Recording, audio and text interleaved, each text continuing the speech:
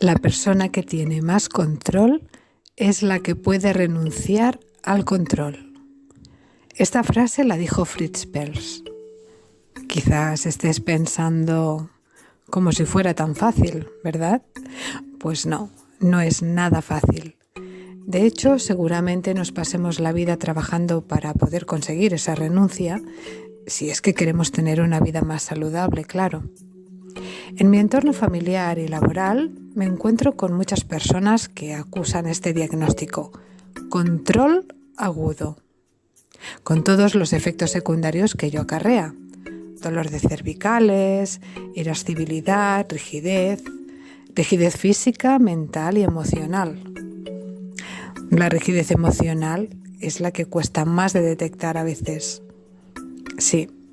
Es muy interesante cuando al cabo de un rato en terapia la persona se va pillando a sí misma, si mínimamente tiene intención de estar en el sí,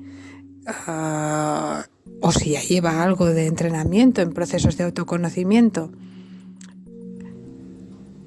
Entonces, a medida que repara en que sí, que el control forma parte de su vida, se va aflojando, su cuerpo se relaja.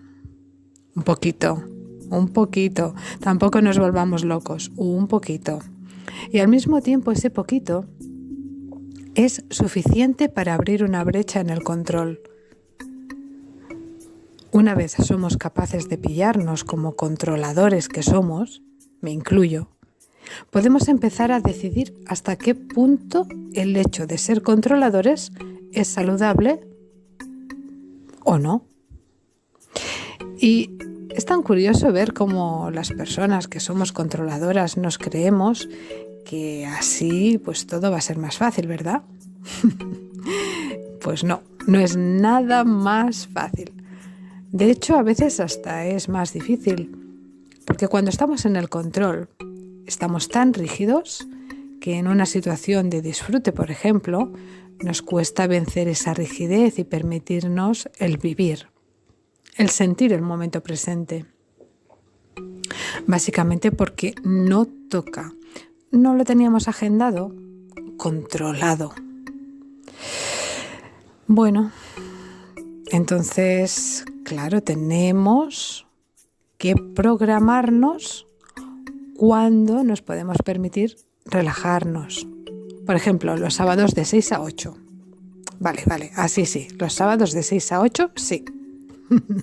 Lo que pasa es que el ser humano es disfrutón de naturaleza y por eso nos aparecen esos diagnósticos de dolor. Imaginad, nuestro instinto nos lleva al disfrute, a la experimentación, a la curiosidad, a cada segundo de nuestras vidas. Pero como solo me permito el disfrute los sábados de 6 a 8, ¿qué me pasa con todos esos segundos del resto de la semana en que me tengo que aguantar el instinto? Bueno, pues es así como empieza la lucha, la energía del disfrute que quiere emerger y la resistencia, el freno, el control que aplicamos al instinto. Y luego nos sorprendemos de que nos quedamos agarrotados. De si este dolor aquí, de si este dolor allá, de que si me cuesta respirar. Si es que nos autoaplicamos una cantidad de presión de frenada a nuestro instinto tan grande que ni los pilotos de Fórmula 1 nos ganan aguantar esta presión. Y con esto no estoy diciendo que demos rienda suelta a nuestro instinto todo el tiempo. No. Digo que si le prestamos más atención y permitimos que forme más parte de nuestra vida activa, seguramente nuestra salud mental, emocional y física cambiará a mejor. Porque ¿no os pasa a vosotros que cuando os sentís más libres, más contentos, tenéis más ganas, más energía para cualquier cosa? Lo que sí os puedo decir es que os recomiendo que experimentéis a ver qué os pasa si dejáis de controlar tanto y permitís que la vida os lleve un ratito de la mano, sin agenda. A mí me sienta bien.